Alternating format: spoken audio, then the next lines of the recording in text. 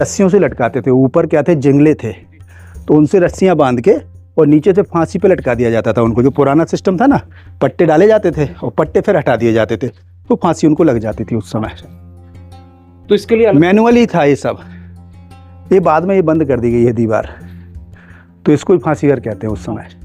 तो देखिए सर, अभी आप जिस जगह को विजिट करने आए हैं, झांसी को, प्रेजेंट में ये बड़ी सिटी है, 85th रैंक है among the most popular cities of India, क्योंकि इसकी पॉपुलेशन है करीब 5 लाख के आसपास। और एक डिविजनल कमिश्नर हेडक्वार्टर मीन संभाग है। इसमें 3 जिले आते हैं, झांसी, जालौन, ललितपुर। लेकिन आप आए हैं इसके फोर्ट को विज़िट करने के लिए, जो कि हिस्टोरिकल इम्पोर्टेंस से बहुत ही फेमस है इंडिया के भीतर। तो झांसी जो ये है, एक्चुअली इसका पहले नाम ये झांसी नहीं था। झांसी को ज़्यादातर लोग जानते हैं रानी लक्ष्मीबाई के कारण, लेकिन इसकी हिस्ट्री उससे भी पहले शुरू हो गई थी। अगर आप महाभारत काल की बात करें तो झांसी जो था एक छेदी राष्ट्र का भाग था। छेदी राष्ट्र को रूल करते थे शिशुपाल, जो कि कृष्ण भगवान के कज़न थे। लेकिन 11वीं सेंचुरी में चंदेलाओं ने इसको अपना स्ट्रॉन्ग होल्ड बनाया था। चंदेला जिन्होंने कि खजुराहो के मंदिरों का निर्माण किया था। तो 11वीं सेंचुरी में झांसी का इम्पोर्टेंस था चंदेला डायनेस्टी के अंडर में। लेकिन जैसे ही चंदेलाओं का डेक्लाइन हुआ तो झांसी का भी इम्पोर्टेंस ख़त्म हुआ उस डायनेस्टी के साथ में। लेकिन इसका इम्पोर्टेंस, महत्व फिर से बढ़ा during the rain of Maharaja Veer Singh Bundela, जो कि सबसे पावरफुल राजा हुए बुंदेला डायनेस्टी के। और वो 5वें राजा थे ओरछा में, और उनकी कैपिटल थी ओरछा।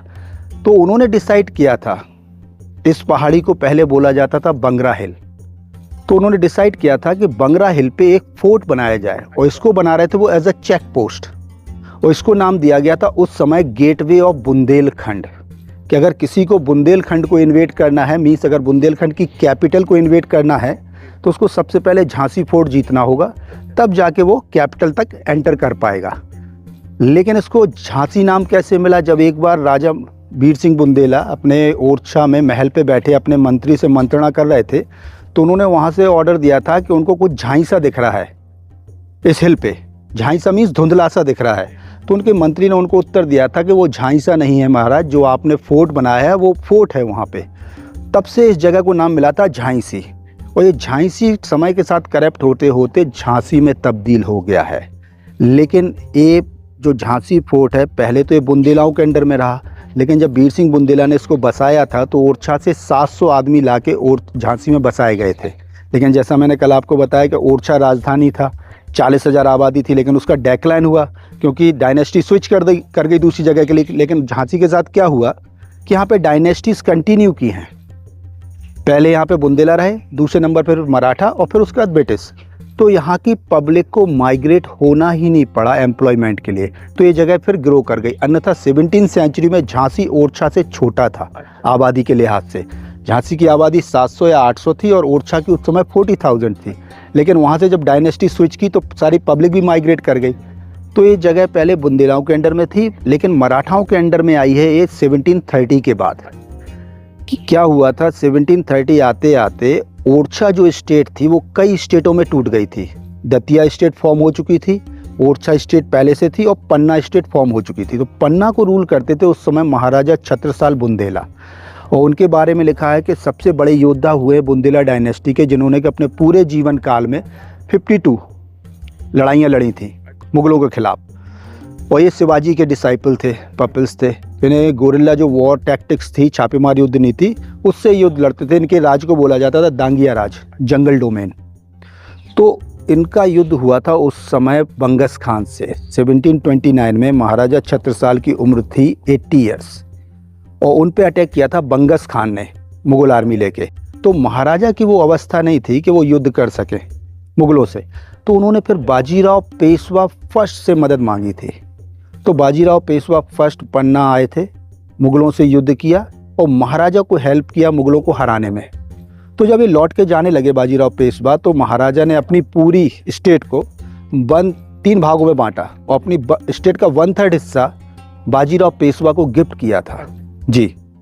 तो गिफ्ट किया, इस तरीके से मराठा एंटर हुए सेंट्रल इंडिया में। बाजीराव तो वापस पुणे चले गए, लेकिन वो अपने केयर टेकर नारू शंकर को, क्योंकि झांसी भी उनके अंडर में आया था, तो नारू शंकर को यहाँ पे केयर टेकर के रूप में रख गए थे। तो इस तरीके से मराठा सेंट्रल इंडिया में एंटर हुए थे। क्योंकि क्वेश्चन आता है कभी कभी कि जब बुंदेलाओं ने बनाया तो मराठा कैसे एंटर हो गए, तो बुंदेलाओं के द्वारा कुछ पार्ट उनकी स्टेट का उनको गिफ्ट किया गया था मराठाओं को, तो इस तरीके से मराठा सेंट्रल इंडिया में एंटर हुए थे। और जो मैं आपको सेकंड कैनन बता रहा था, ये देखिए वो है कड़क बिजली तोप। यहाँ से अंदर आके देखिए आप, अभी भी कैनन वॉल लगा हुआ है, देखिए यहाँ पे। तो इसको बोलते हैं कड़क बिजली तोप, क्योंकि जब एक फायर होता था इससे तो ऐसे साउंड करती थी जैसे थंडर बोल्ट हो रहा हो, लाइटनिंग हो रही हो। तो सारा कास्ट आयरन का है ये मटेरियल सर। तो ये केवल डिस्प्ले की रखी है, क्योंकि सेकंड जो फर्स्ट इंडियन इंडिपेंडेंस स्ट्रगल हुआ था उसके दौरान ये सब टूट चुकी थी ये चीज़ें। और मोस्टली फोर्ट का पार्ट भी टूट गया था। अभी जब आपको अंदर ले चलेंगे तो उसमें आपको गोथिक आर्किटेक्चर भी देखने को मिलेगा, क्योंकि बाद में ब्रिटिश ने इसको रेनोवेट भी कराया फोर्ट को, क्योंकि after 3 days of casualties most of the part of palace was destroyed during that war, टूट गया था, तो उसको रेनोवेट किया गया। लेकिन ये जो वॉल्स आप देख रहे हैं सब 17th सेंचुरी की हैं। ये मैडलॉन्स वगैरह हैं, मैचलॉक्स हैं, होल्स वगैरह, ये सब मस्केट्स वगैरह के लिए हैं। ये जो रैम्पार्ट है इस पर हॉर्स वगैरह से हॉर्स राइडर्स घूमते थे, गार्ड्स वगैरह के लिए। तो अभी इसके ऊपर लेके चलेंगे, क्योंकि ये जगह फेमस है रानी लक्ष्मीबाई के लिए। तो यहाँ पे एक जंपिंग पॉइंट है जहाँ से रानी अपने पुत्र दामोदर राव को लेके घोड़े से निकली थी। तो वहाँ पे एक जंपिंग पॉइंट बना रखा है। अभी वहाँ पे उनकी एक मूर्ति लगा रखी है उन्होंने, और ब्यूटीफुल कविता लिख रखी है जो कि सुभद्रा कुमारी चौहान ने लिखी थी। बुंदेले हर बोलों के मुँह हमने सुनी कहानी थी, खूब लड़ी मर्दानी वो तो झांसी वाली रानी थी। तो उस कविता की भी 2 लाइनें वहाँ पे लिखी हुई हैं। आइए, ये है भवानी शंकर कैनन और कड़क बिजली तोप रखी है बाहर साइड। अब इस कैनन को आप देखिए, कास्ट आयरन की बनी हुई है। इस पे गणेश जी को बनाया गया है, देखिए ऊपर, जो प्रथम पूज्य देव है। और उसके सामने एक टाइगर का फिगर दिया गया है, ये टाइगर का, कि जब ये ऑपरेट होगी इट रोड्स लाइक टाइगर। लेकिन ये 1857 की क्रांति में देखिए टूट गई थी, तो केवल अभी डिस्प्ले के लिए रखी गई है। और ये कास्ट आयरन की कैनन है, और इसके दोनों तरफ एलिफेंट्स की डिज़ाइन बनाई गई है। जहाँ पे इसको रखा गया है ना, इस प्लेटफॉर्म पे आप यहाँ से क्लियरली देखिए हाथी बना हुआ है। ये देखिए यहाँ पे ये एलिफेंट का फिगर बनाया गया है। इस सिंबॉलिक है कि इतनी हैवी कैनन है ये कि इसको केवल एलिफेंट ही कैरी कर सकते थे, ह्यूमन के बस की बात नहीं थी। तो इसीलिए सिंबॉलिकली यहाँ पे एलिफेंट्स बनाए गए हैं। ये देखिए आप, ब्यूटीफुल इन्वर्टेड लोटस बनाया गया है पूरा कास्ट आयरन में। और यहाँ से आपको ये बारादरी का सीन दिखाई देगा झांसी के फोर्ट का। ये देखिए आप, नीचे साइड है बारादरी, एंटरटेनमेंट के लिए यूज़ होती थी ये जगह। और ये पूरा फोर्ट 49 एकड़ में फैला हुआ है जी। ये देखिए मशीन गन्स हैं जो कि सेकेंड वर्ल्ड वॉर में यूज़ हुई थी। तो ब्रिटिश ने यहाँ पे इसलिए रखा था सिंबल ऑफ विक्ट्री, क्योंकि वो जीते थे सेकेंड वर्ल्ड वॉर, तो यहाँ पे लाके रखी गई थी दोनों तरफ। देखिए इसका मेन गेट है महल में एंटर होने के लिए। इसके अंदर फिर बनाया था उन्होंने पंचमहल जी। गुलाम गौस खान की कब्र है यहाँ पे। वो एक गार्डन था जहाँ पे रानी हमेशा जाती थी, अमोद प्रमोद बाग कहलाता था वो। यहाँ से पहले आपको दिखाते हैं गुलाम गौस खान की कब्र। एक्चुअली कब्र तो केवल नाम के लिए बनाई गई है, क्योंकि उनको तोप से बांध के ब्लोन कर दिया गया था, उड़ा दिया गया था। तो कब्र के लिए तो कुछ बचा ही नहीं था, मींस केवल सिंबॉलिकल उनका बनाया गया है। जो मैंने आपको बताया ना कि जिन्होंने 22 तोपें बनाई थी और रानी लक्ष्मीबाई के साथ युद्ध में लड़े थे, तो उनकी एक कब्र बनाई गई है। ये देखिए नाम लिखे हैं जिन जिन लोगों की कब्र हैं। गुलाम गौस खान मुख्य तोपची थे, देखिए कैनन ऑपरेटर थे, मोतीबाई, खुदा बख्श अश्वरोही थे। तो इन सभी को ब्रिटिश ने क्या है तोपों से बांध के ब्लोन कर दिया था, क्योंकि उन्होंने इस तरीके से सप्रेस किया था उस रिवॉल्ट को कि आगे आने वाले समय में कोई वो डेयर ही ना कर पाए कि रिवॉल्ट हो। तो इस तरीके से फिर दहशत फैलाई गई थी ब्रिटिश के द्वारा जी। ये सर इसका फोर्ट का एक और दरवाज़ा है जिससे कि आप इसके दूसरे पोर्शन में एंटर करते हैं, जहाँ पे पंचमहल बना हुआ है, जहाँ पे रॉयल फैमिली रहा करती थी उस समय। पंचमहल बनाया गया था महाराजा वीर सिंह बुंदेला के द्वारा। पंचमहल का मतलब हो 5 प्रोजेक्शन पैलेस। तो ये उसका मेन एंट्रेंस देखिए, इसमें भी जो आर्चेस वगैरह है ये सब तोरण आर्चेस है, जो कि आपने ओरछा के महलों में देखी होगी। देखिए डबल आर्च में है, डबल तोरण आर्च है। तो पूरा टेम्पल आर्किटेक्चर से लिया गया है। ये कुछ पार्ट इसका रेनोवेट कर दिया गया है, जैसे वॉल्स वगैरह ये सब रेनोवेट की गई हैं। ये भी दरवाज़ा नया लगाया गया है पहले। लेकिन आप ऊपर देखिए हिंजेस है इसमें, अभी भी स्टोन हिंजेस दिख रहा है इसमें। मीन्स यहाँ पे वुडन गेट रहा होगा उस समय, क्योंकि हिंजेस देने का मतलब है इसमें दरवाज़ा लगाया गया होगा जो समय समय पे बंद किया जाता था। और इसकी देखिए सीलिंग यहाँ पे बिल्कुल क्वाइट सिंपल रखी गई है, क्योंकि अभी आप विजिट कर रहे हैं फोर्ट को। अगर यही आप किसी पैलेस को विजिट करते तो इसमें पेंटिंग वगैरह जरूर बनाई जाती, लेकिन ये पूरा रेनोवेट कर दिया गया है यहाँ पे। उसकी वॉल्स की थिकनेस आप देखिए 1 से 1.5 मीटर की रहती है, ये ठंडा रखने के लिए। लेकिन पूरा लाइम वाटर नया किया गया है यहाँ पे। और उसी के सामने छोटी छोटी कैनन्स रखी गई हैं, ये तो बाद में फिक्स की गई हैं यहाँ पे। मे बी ये किसी बुर्ज पे पहले लोकेट रही होंगी, क्योंकि ये केवल एनिमीज से लड़ने के लिए यूज़ होती थी, तो अंदर रखने का तो कोई मतलब ही नहीं है। जो यहाँ पे बेस्टियंस थे उन पे इनको रखा गया था उस समय। ये जो ऊपर का पार्ट आप देखेंगे सब 1857 के बाद का बना हुआ है। इसमें देखिए जो आर्किटेक्चर दिख रहा है ना आपको, ये रूफ, ये गोथिक आर्किटेक्चर है, ब्रिटिश के द्वारा बाद में बनाया गया था। क्योंकि 1857 की जो क्रांति हुई और जो वॉर हुआ उसमें मोस्ट ऑफ द पार्ट जो था इस फोर्ट का वो डैमेज हो चुका था, तो बाद में ये ब्रिटिश के द्वारा रेनोवेट कराया गया। देखिए ब्रिक्स वगैरह टच रूफ है पूरा। इस पे पंचमहल पे देखिए आप जो ऊपर की रूफ है, तो पूरा गोथिक आर्किटेक्चर से है, ना कि बुंदेला ना ही मराठा। ये सामने वाली बिल्डिंग पंचमहल है, 5 प्रोजेक्शन में है। ये 1896 का कंस्ट्रक्शन है सर। इसको दीवाने आम बोला जाता था, उस समय पब्लिक की प्रॉब्लम सुनी जाती थी यहाँ पे, लेकिन ये मोस्टली बंद कर दिया गया है ये एरिया।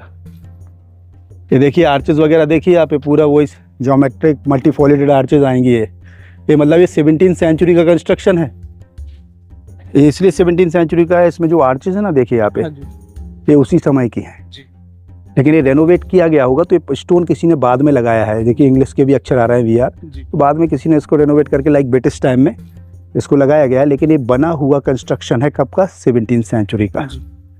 ये जो आर्चेस हैं उससे आप इसको डिफाइन कर सकते हैं, क्योंकि ये 17th सेंचुरी में बहुत ही फेमस थी arches, मल्टीफोलिटेड arches.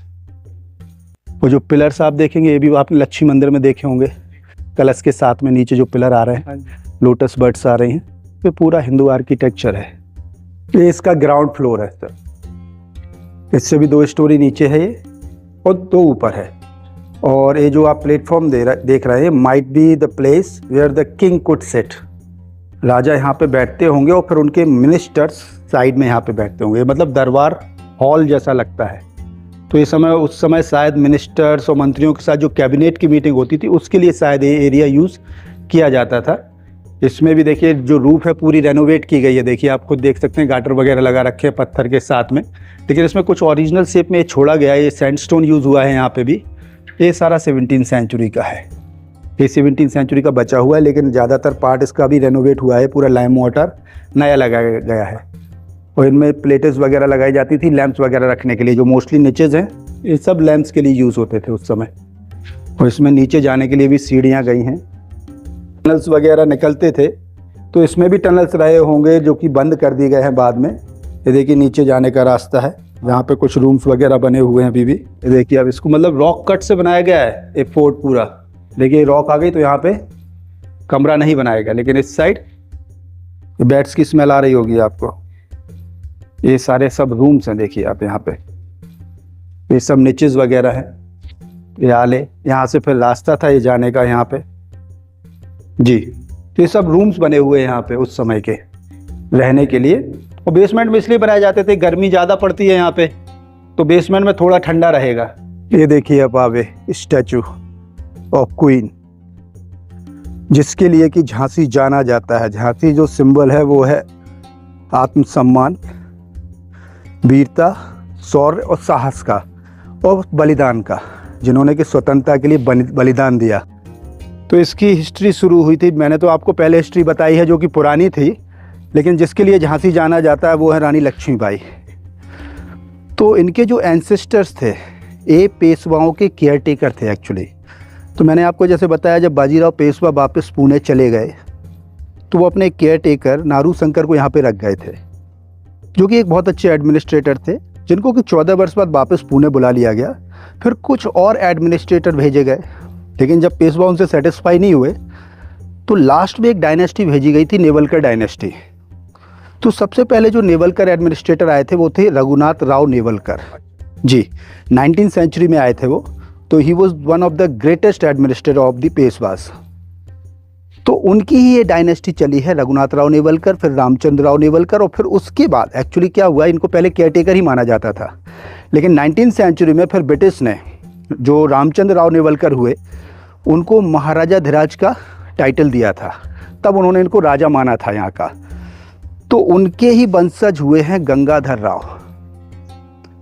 Rao Shivraj Nevalkar.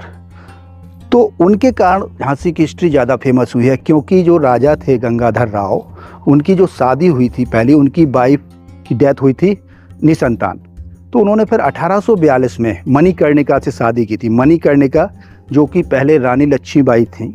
Actually Maratha में एक ट्रेडिशन है कि शादी के बाद लड़की को एक नया नाम दिया जाता है। तो पहले इनका नाम मणिकर्णिका था, मनु, बनारस में। लेकिन जब इनकी शादी होकर झांसी आई है तो इनको लक्ष्मीबाई का नाम दिया गया था जी 1842 में। तो 1851 में राजा और रानी को एक पुत्र प्राप्त हुआ था, जिसका नाम इन्होंने रखा था दामोदर राव। लेकिन 4 महीने की अवस्था में उसकी बीमारी के चलते मृत्यु हो गई थी। तो 1853 में गंगाधर राव ने अपनी मृत्यु के पहले अपने कज़न के पुत्र को एडॉप्ट किया था। उसका नाम था आनंद राव, लेकिन बाद में उसको नाम दिया गया था क्या, दामोदर राव। तो 1853 में जब यहाँ के राजा की मृत्यु हुई और रानी ने क्लेम किया थ्रोन, किसके लिए, अपने एडॉप्टेड सन के लिए। और उस समय गवर्नर जनरल ऑफ इंडिया वो था डलहौजी, और वो उस समय एक रूल लाया था डॉक्ट्रिन ऑफ लैप्स, विलय नीति, हड़प नीति। और उस नीति के तहत ब्रिटिश क्या करते थे कि अगर किसी राजा की मृत्यु निसंतान होती है तो वो डिक्लेयर कर देते थे कि पूरी स्टेट डिसॉल्व हो चुकी है, किसमें, ब्रिटिश क्राउन में। तो जब झांसी के राजा की मृत्यु हुई और रानी ने क्लेम किया कि उनके दत्तक पुत्र को, एडॉप्टेड सन को यहाँ का राजा बनाया जाए, लेकिन ब्रिटिश ने उस क्लेम को रिकॉग्नाइज ही नहीं किया और डिक्लेयर क्या कर दिया, Jhansi having lapse into British crown. Jhansi किस में विलय हो चुकी है, ब्रिटिश क्राउन में। और तत्काल प्रभाव से रानी को आदेश दिए गए फोर्ट छोड़ने के लिए। तो 1853 में रानी ने फोर्ट छोड़ा और वो गई कहाँ, रानी महल में रहने के लिए। और इनको मासिक पेंशन मिलती थी 5,000 रुपये, 60,000 रुपये पर ईयर ब्रिटिश की तरफ से, क्योंकि ये राजा की विडो थी। लेकिन जब 1857 में ये मेरठ में, बैरकपुर में और बंगाल में एक क्रांति हुई, उसके अलग कारण थे। वहाँ पे होने की कुछ कार्टेजेस आए थे जो कि भरे हुए थे किससे, बीफ से और काऊ फैट से। तो इस कारण से वहाँ पे क्रांति हुई। और 12th रेजिमेंट जो थी बंगाल की, जब वो जा रही थी बहादुर शाह जफर सेकंड को असिस्ट करने के लिए म्यूटनी में, तो रास्ते में झांसी पड़ा। तो वो 12th रेजिमेंट झांसी फोर्ट, उस समय यहाँ पे जो कैप्टन था वो एरिक्सन था, तो उस फोर्ट को कैप्चर करते हुए बंगाल की रेजिमेंट चली गई कहाँ पे, दिल्ली। और ये फोर्ट किसको सुपुर्द करके चली गई थी, वो झांसी की रानी को। तो इस तरीके से झांसी की रानी को फिर से अपॉर्चुनिटी मिली फोर्ट में आने की, और उन्होंने अपनी सेना का गठन किया जी। उनकी सेना में करीब 20,000 सोल्जर्स थे उस समय। तो रानी ने सेना का गठन किया अपनी और ब्रिटिश के खिलाफ लड़ी फिर से। और उस समय जो कैप्टन था ब्रिटिश आर्मी का वो था ह्यू रोज। वो ब्रिटिश आर्मी लेके जब यहाँ झांसी आया तो 3 दिन के वॉर के बाद, युद्ध के बाद, उसने झांसी फोर्ट को कैप्चर किया। और झांसी की रानी की एक मित्र थी झलकारी बाई, उनको बोला जाता था कि वो रानी लक्ष्मीबाई की हमशक्ल थी। तो उन्होंने क्या किया, क्योंकि झांसी की रानी तो फंस चुकी थी, ब्रिटिश ने कैप्चर कर लिया था, फोर्ट को चारों तरफ से घेर रखा था। तो उन्होंने रानी जैसा ड्रेसअप किया और एक डिफरेंट डायरेक्शन में वो हॉर्स लेके दौड़ी। तो ब्रिटिश ने सोचा कि रानी लक्ष्मीबाई इस तरफ जा रही हैं, जबकि वो थी झलकारी बाई। तो ब्रिटिश ने उनको फॉलो किया और इतना समय मिला रानी को इस फोर्ट से निकलने के लिए। तो जो ये पॉइंट है, ये देखिए आप, यहाँ पे पॉइंट है, इसको बोलते हैं कुदान स्टल या फिर जंपिंग पॉइंट। तो उस समय के दौरान रानी अपने घोड़े बादल पे सवार हुई, अपने पुत्र दामोदर राव को अपनी पीठ पे बांधा और यहाँ से वो कूदी थी और यहाँ से गई थी कालपी, जहाँ से नाना साहब पेशवा की उन्होंने आर्मी ली और ग्वालियर का फोर्ट कैप्चर किया। और जब ग्वालियर में ब्रिटिश फोर्सेस पहुँची तो रानी ग्वालियर में ही वीरगति को प्राप्त हुई थी। ब्रिटिश फोर्सेस के द्वारा उनको मारा गया, तो वहीं पे इनको वीरगति प्राप्त हुई। तो अभी भी उनका जो मेमोरियल है ग्वालियर में बना हुआ है फूलबाग पे। तो ये कहानी थी झांसी फोर्ट की हिस्ट्री की। तो 1858 में ये कैप्चर कर लिया गया था ब्रिटिश के द्वारा, लेकिन कुछ समय के लिए ये फोर्ट दिया गया था सिंधियास को, ग्वालियर के। लेकिन वापस से कुछ समय बाद, 10 साल के बाद, ये वापस ब्रिटिश ने ले लिया था और इसको झांसी को किस में जोड़ दिया था, यूनाइटेड प्रोविंस में।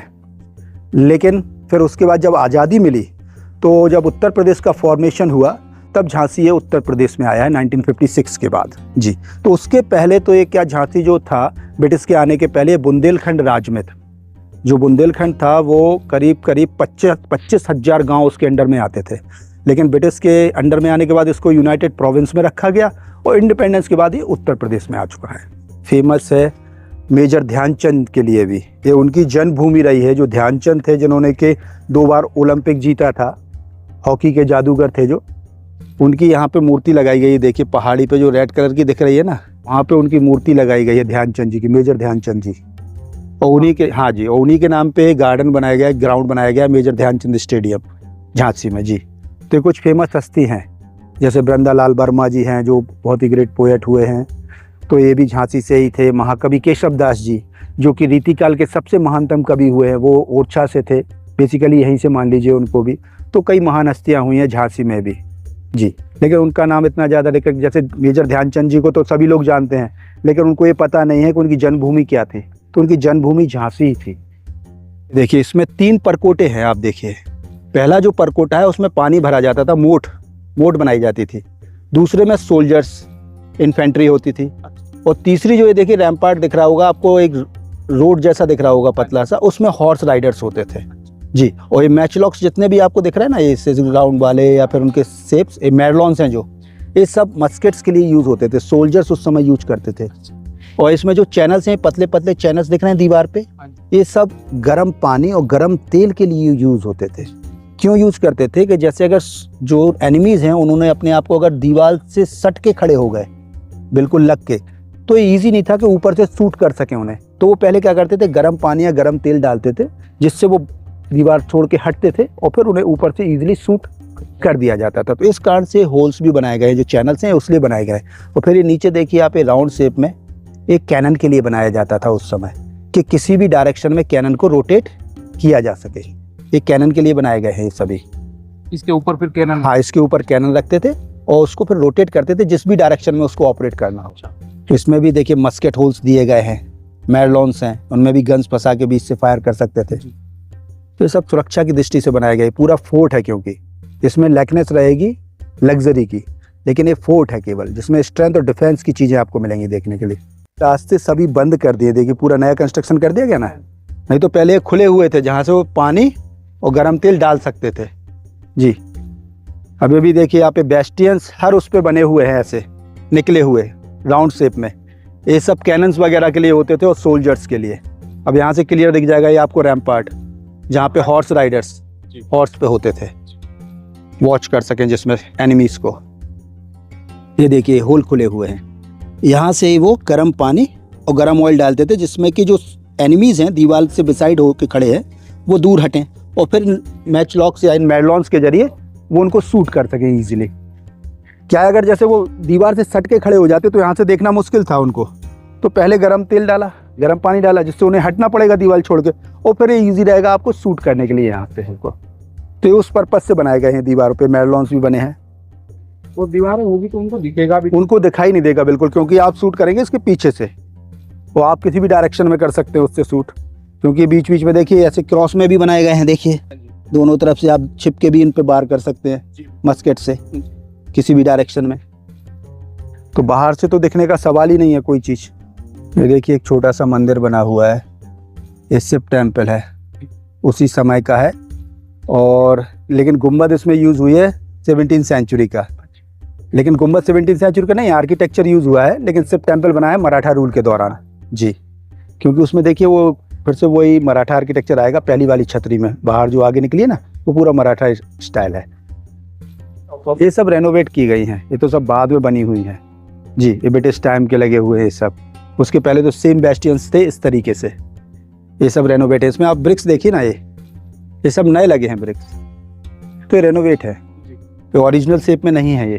तो नीचे देखने के भी, हाँ मतलब ऐसा ही सेम था, जैसे इस साइड है ना सेम, ऐसा ही सेम इस साइड था ये तो सब बाद में रेनोवेट किया गया है इस एरिया को। पहले वाले कंस्ट्रक्शन को हाँ तोड़ के टूट गया होगा उस समय, तो ये पूरा रेनोवेट कर दिया गया उस हिसाब से जी। क्योंकि ब्रिक्स उस समय नहीं थे, अगर ब्रिक्स होते भी तो इस तरीके के ब्रिक्स होते। देखिए यहाँ पे जी, ये पूरा नया किया गया है। और उस समय तो रबल्स ज़्यादा भरे जाते थे इनमें से, जो ग्रेनाइट है ना, इस तरीके से रबल्स भरे जाते थे इन दीवारों में जी। ब्रिक्स नहीं होते थे, ब्रिक्स अगर होते भी तो ऐसे पतले होते बस केवल।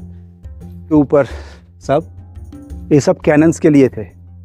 यहाँ से ऊपर चल के एक दिखाते हैं आपको, ये देखिए आप, ये राउंड शेप में, ये सब कैनन के लिए थे जी। यहाँ से उन्हें दिखेगा नहीं, जो कैनन ऑपरेटर होगा उसको दिखाई नहीं देगा, लेकिन इसके नीचे रूम बना हुआ है जी, तो उसमें है विंडोज़। तो जो सोल्जर्स होते थे वहाँ से मेज़र करते थे कि कितनी दूरी पे कौन सी डायरेक्शन में एनिमी है, तो उसी एंगल पे उसको रोटेट करते थे और यहाँ से कैनन बॉल फायर करते थे जी। क्योंकि यहाँ से अगर आप देखें तो ईजिली आपको दिखाई नहीं देगा बाहर का कि कहाँ पे एनिमी आ रहा है, कितनी दूरी पे है, तो नीचे से वो मेज़र करके बताते थे, उसको रोटेट करते थे, उसी डायरेक्शन में फायर होता था। फिर ये देखिए इस तरीके के बेस्टियंस हैं सोल्जर्स के लिए, और इनसे ही वो, जैसे इस साइड का डायरेक्शन आप देखिए, अगर एनिमीज इस तरफ है तो वो इस यहाँ से मेज़र करते थे कि कितनी दूरी पे है और कौन सी डायरेक्शन में है, फिर यहाँ से उनको डायरेक्ट किया जाता था कैनन ऑपरेटर को, और वो यहाँ से फिर कैनन वॉल फायर करते थे जी। इस साइड भी देखिए फोर्ट का वॉल चले गए, कुछ टूट गया है रुइन, लेकिन इसका वॉल यहाँ पे भी था। ये सभी कमरे थे जो कि सोल्जर्स यूज़ करते थे उस समय रहने के लिए रेजिडेंशियल पर्पज़ से। ये मोस्टली ज़्यादातर रेनोवेट कर दिए गए हैं ASI के द्वारा। और अभी आपको ले चल रहे हैं गार्डन में, जो कि अमोद बाग था, जो उस समय रानी जिसमें आती थी। इसमें भी देखिए सीलिंग जो आप देख रहे हैं ना, ये एलिफेंट बैक सीलिंग है जी। उस समय ज़्यादातर ये एलिफेंट बैक सीलिंग ही चल रही थी। मैं आपको बता रहा था अमोद बाग ये गार्डन है। अभी इसमें लाइट एंड साउंड शो यहीं पे होता है जी। देखिए वो चेयर्स वगैरह डाली है ना, तो यहीं पे चेयर डाली जाती है, लाइट्स वगैरह हैं, तो लाइट इफेक्ट छोड़ा जाता है इस पर। अभी तो कुछ शायद विजुअल भी दिखाने लगे हैं इसमें, लेज़र शो भी होता है इसमें, तो बहुत अच्छा होने लगा है ये शो झांसी का। ये फोर्ट की वॉल फिर से वही मेडल्स वगैरह यही मिलेंगे आपको, देखिए क्रॉस में है, किसी भी डायरेक्शन में शूट करने के लिए। ये सब उसी समय के हैं सर, जब वीर सिंह बुंदेला ने इसको बनाया था। अब यहाँ से नीचे चलते, फिर बहुत डैमेज हुआ था 1857 के वॉर में जी, बहुत हैवी तरीके से डैमेज हुआ था। ये दीवार भी बाद में बंद की गई है सब, ये लेटर एडिशन है देखिए यहाँ पे जी। इसी को बंद कर दिया गया है, पहले खुला हुआ था, ऊपर से लटका देते थे जी, मराठाओं के द्वारा किया गया। वीर सिंह बुंदेला नहीं बनाया इसको, इसको शंकरगढ़ कहते हैं। ये नारू शंकर के द्वारा इसको एक्सटेंड किया गया था स्पोर्ट को इस साइड जी। जब फर्स्ट जो बुंदेला एडमिनिस्ट्रेटर, मराठा एडमिनिस्ट्रेटर आए थे, उन्होंने इसको किया था। देखिए शिव जी मंदिर है उस समय का, ये मराठाओं के समय का, ये उसको बनाया गया है उस समय। ये शिव टेम्पल है मराठाओं के समय का सर जी। तो रानी के समय में 2 मंदिर बने थे मराठाओं के द्वारा, एक गणेश टेम्पल जो सबसे पहले आपने देखा था, और एक शिव टेम्पल। तो ये नारू शंकर के समय का बना हुआ है जी, क्योंकि ये शंकरगढ़ एरिया कहलाता है उस समय का। देखिए लिखा हुआ है नारू शंकर के काल में बनाया गया था। और बुंदेला स्थापत्य कला क्यों है इसमें, क्योंकि जो डोम आप देख रहे हैं ना ऊपर, ये इन्वर्टेड लोटस आ रहा है। अगर आपने गौर किया हो तो जहांगीर महल का डोम भी सेम ऐसा ही था, तो उसी आर्किटेक्चर को लिया गया। लेकिन कुछ इसमें मराठा इन्फ्लुएंस, जैसे जो साइड बीच वाली जो छतरी है ना, ये मराठा इन्फ्लुएंस है सर जी। अभी देखिए आप जिस जगह पे हैं, ये सामने गणेश जी का मंदिर है, जो कि मराठाओं के द्वारा 19वीं सेंचुरी में बनाया गया था। और जो यहाँ पे नेवलकर डायनेस्टी थी, उनके जो मुख्य भगवान थे वो थे शिव जी और गणेश जी। तो इसमें एक गणेश जी का मंदिर बनाया गया है।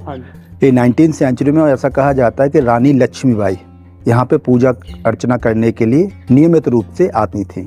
और इसी के ऊपर जब जाएंगे तो एक कैनन अभी भी रखी हुई है, जिसका नाम है भवानी शंकर कैनन। 1857 की जो क्रांति हुई थी भारत में, उसमें रानी लक्ष्मीबाई जो झांसी की रानी थी, उन्होंने अंग्रेजों के खिलाफ युद्ध लड़ा था।